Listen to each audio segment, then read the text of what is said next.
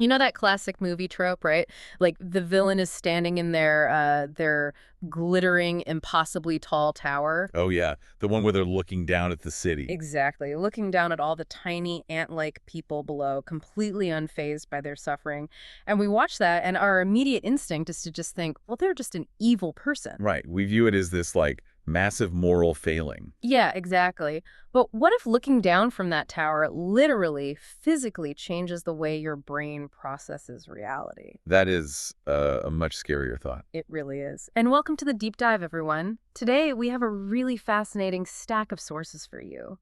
We're looking at a research dossier titled Episode 8, The Psychology of the Ruling Class. Which is packed with some incredible neurobiology data. It is. And to help you visualize these really heavy concepts, we're going to map this real-world science onto the fictional fantasy world of San Vitae, The Awakening. Yeah, that book gives us a perfect parallel. Right. So we are going to use the terrifying immortal rulers from that book, The Sanitary Council, as a dramatic backdrop to explore the very real, very unsettling science of how power literally rewires the human brain. Okay, let's unpack this. So the Sanitary Council serves as this startlingly accurate mirror for human neurobiology. I mean, in the lore of San Vitae, this council rules over the lower classes, who are called the humanities. Right. And they rule with an absolute iron fist. Exactly. They are ancient, they possess vast power, and they view the people beneath them not as, individuals, but as entirely expendable resources. There is this one moment in the book where the main character, Kurian, looks at the Santry and reflects. He says, "What a curse it must be to be ageless, youth eternal, but no humanity with which to enjoy it." That's a great quote. Yeah, he's observing this incredible cruelty, this total chilling detachment. And rather than just writing them off as fictional sociopaths, Yeah. it brings up a very real scientific question. Right, like what actually happens to the biological machinery of a human being when they get massive, unchecked amounts of power? Exactly. What does the science say? Well, the scientific term for what happens is empathy erosion. And it's an observable neurological adaptation. Observable, like on a brain scan. Literally, yes. When neuroscientists study the brains of high-status individuals, they aren't just logging a change in attitude. They use functional MRI scans. Wow. Yeah, and scans of people placed in positions of power show a significant drop in activity in the regions of the brain associated with empathy. That's crazy. It is, particularly the neural networks responsible for mirroring the feelings of others. They experience a literal decrease in the neurological capacity to read the emotions of lower status people. Okay, wait, let's look at the mechanics of that. Why would the brain actively downgrade its own capacity to feel? Because the brain is, above all else, an energy conservation engine. Oh, interesting. Right? Think about it. When you are powerless, your survival depends on constantly scanning your environment.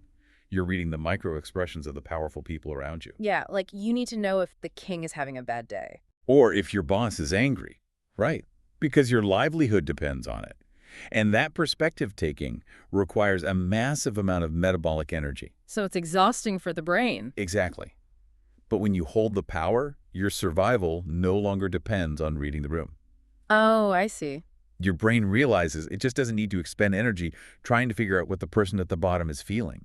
So it stops investing in perspective taking and reallocates that neural energy toward executive functions like strategy, operational control, and efficiency. I want to push back on that framing a little bit, though. Okay, sure. Because calling it energy reallocation sounds almost like a biological excuse for bad behavior. Let me try an analogy here. Yeah. Instead of just turning down the volume on other people's pain, is it more like a smartphone that drops down to 5% battery? Oh, that's an interesting way to put it. Right, like the phone automatically shuts down all the background apps, in this case, empathy and compassion, just so it has enough processing power to keep the GPS and the core operating system running to maintain the empire. What's fascinating here is that your smartphone analogy captures the structural reality of the brain perfectly. But we have to remember the powerful person does not realize those background apps have been closed. They don't know they're lacking empathy. Exactly. Which brings us to another psychological mechanism, which is called moral licensing. Power fundamentally alters cognition beyond just empathy. How so?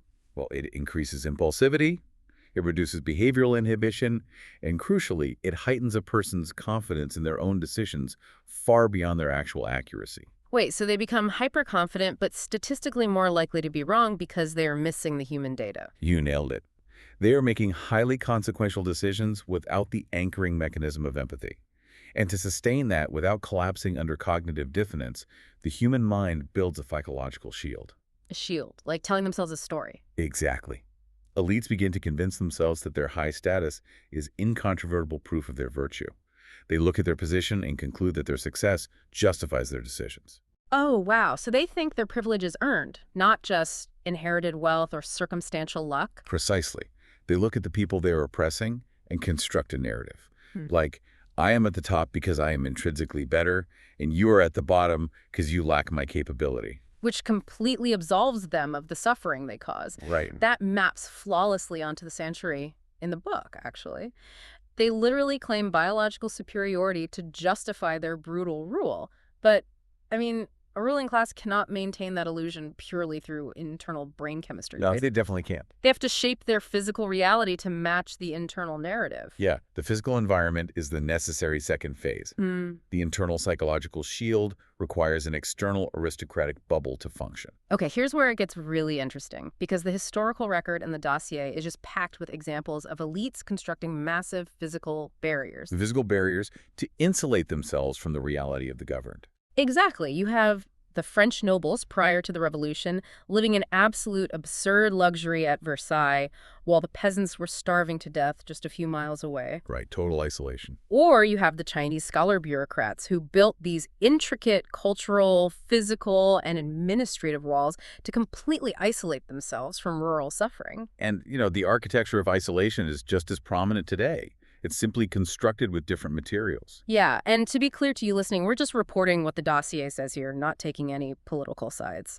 But the sources do point out that we see modern elites, technocrats, and incredibly wealthy CEOs retreating to private, heavily guarded, gated communities. Bypassing public infrastructure entirely. Right, moving from private jets to private vehicles. They consume information that is entirely filtered and curated by staffs whose primary job is just to keep their employer comfortable. Undisturbed by the friction of the outside world. And the crucial thing to understand is the effect of that physical bubble. It does more than just protect them, right? Exactly. It doesn't merely protect them from physical danger. It actively blinds them. We just discussed how their perspective-taking muscle is neurologically downgraded by power. The battery saver mode. Right. So when you take a brain that is already struggling to process external empathy and you place it inside an echo chamber of frictionless luxury, a profound cognitive distortion occurs. Because they aren't seeing anything that contradicts their worldview. Exactly. The powerful begin to believe that their incredibly isolated, highly curated environment is representative of universal reality. So they just lose the friction of everyday life. I mean, if you never have to navigate a failing public transit system or wait in a crowded emergency room or, feel the anxiety of a fluctuating grocery bill. Your brain stops recognizing those struggles as real variables in the world. That is so wild. And without those variables, your policy decisions, or your corporate decisions, seem flawlessly logical to you. You begin to view your own choices as unquestionably correct because you never personally experience the negative consequences of them. You begin to view yourself as inherently superior to the people struggling outside the walls, simply because you aren't struggling. The bubble creates a total loss of shared reality between the rulers and the ruled. Which, honestly, creates a massive logistical problem for the ruling class. Oh, absolutely. Because if your empathy is biologically depleted and your physical reality is completely detached from the people you are governing, how do you convince the millions of people outside the bubble to accept your authority? Right, because force is too expensive and exhausting to use constantly. You need a compelling narrative to make people accept the hierarchy voluntarily. You need a justification that shifts the burden of obedience. You want the citizens to internalize the hierarchy so they police themselves. And this requires the deployment of complex philosophical and theological arguments for power. Okay, let's look at the philosophical front first, because the dossier outlines a deep historical debate about whether elites are a feature or a bug of civilization. Yeah, the arguments are really split. Right. On one side, you have the argument that elites are strictly necessary. Like, Plato heavily advocated for philosopher kings, arguing that society requires specialized, intellectually superior individuals to make the difficult, rational choices the masses cannot handle. And you see that in other cultures too. Yeah, Confucianism relied on a strict hierarchy of highly educated scholar administrators to maintain social harmony. And our modern systems often operate on a similar technocratic assumption that people with the best degrees and the most data are uniquely suited to rule. Right, that is the argument for order. And it relies on the assumption that the ruler remains rational and objective. Which we know is biologically compromised. Exactly. But conversely, the historical record validates the argument that elites are inherently dangerous. Lord Acton famously warned that power tends to corrupt, and absolute power corrupts absolutely. A classic quote. And Rousseau argued that extreme inequality doesn't just create poverty.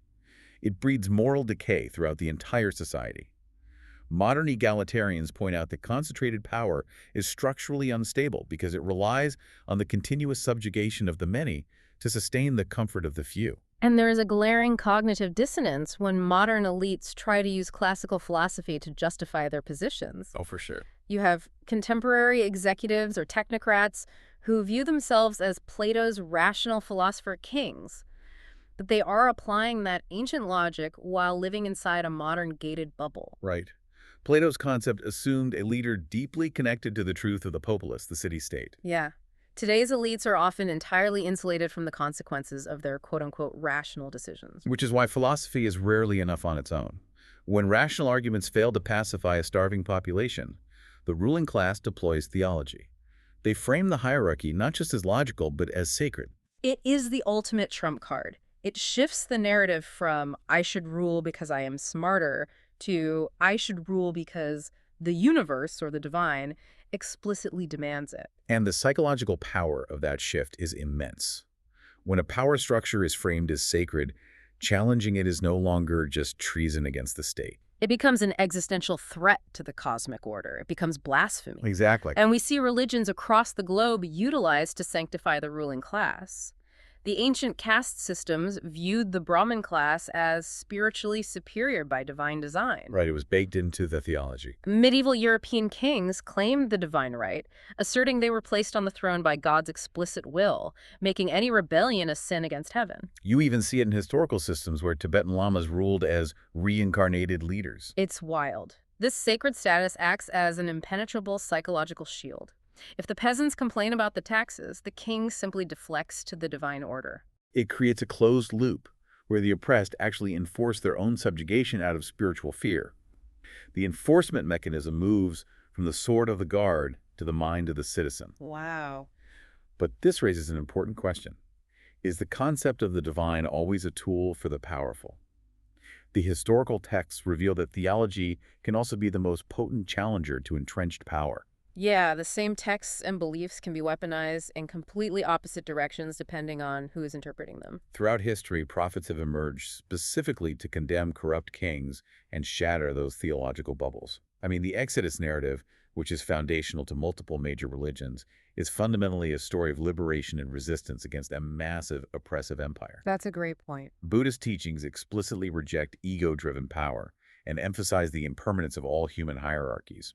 And many indigenous cosmologies focus deeply on reciprocity and ecological balance, which serves as a direct intellectual challenge to the hoarding of resources by an elite class. So, while the divine can certainly elevate and insulate the powerful, those exact same spiritual frameworks often inspire the oppressed to dismantle the hierarchy and demand justice. Exactly. You use the sacred to build the throne, but eventually the people use the sacred to dismantle it, which brings us to the breaking point. The tipping point of the whole system. Right. We've traced the neurological restructuring of the brain, the construction of physical isolation, and the deployment of grand philosophical and theological narratives. So what does this all mean? How does this cycle actually end? Well, let's look at the fiction first. Yeah, because if we look back at the San Vitae and San Vitae, they perfectly embody the end stage of this psychological decay. They are ancient, they're entirely disconnected from the humanities they rule, and they rely on brutal, sweeping decrees to maintain order because they've lost the neural capacity to govern with nuance. Right. And if you connect this to the bigger picture, The ultimate tragedy of the ruling class is that they systematically architect their own destruction. Sure. Well, the problem isn't simply that elites exist, or even that they lead. Complex, large-scale societies require administration and coordination. Sure, you need someone managing the logistics. Exactly. The fundamental problem is that the biological experience of holding power rewires the human brain to forget why that power was granted in the first place. They forget that leadership is a mechanism for serving the collective, not a mechanism for isolating the leader. Beautifully said. The downfall of the fictional Santorini and the entirely real downfalls of the Roman emperors, the French monarchy, or the Qin dynasty, they always begin at the exact same psychological tipping point. Why is that? The collapse starts the moment the elite brain totally stops perceiving the humanity and the pain of the lower class. When the people become mere statistics on a spreadsheet, or just, obstacles to efficiency. When empathy fully erodes and the aristocratic bubble seals completely, the system becomes dangerously brittle. The ruling class is not necessarily composed of people who were born inherently malicious, but power violently and predictably reshapes their cognitive function. It's biological. Yes. When elites rise too high, they mistake their total isolation for profound wisdom. Yeah. Because they lack the neural hardware to process the suffering at the bottom of the pyramid, they cannot see the warning signs of a collapsing society. Because they turned off the background apps. Exactly. Their decisions become increasingly arbitrary and disconnected from reality. And a brittle hierarchy cannot adapt when the winds of change blow, whether that change is a famine, a technological shift, or an economic crisis. Right. A brittle system can only shatter. They pave the way for their own revolution because they have literally lost the biological capacity to see it coming.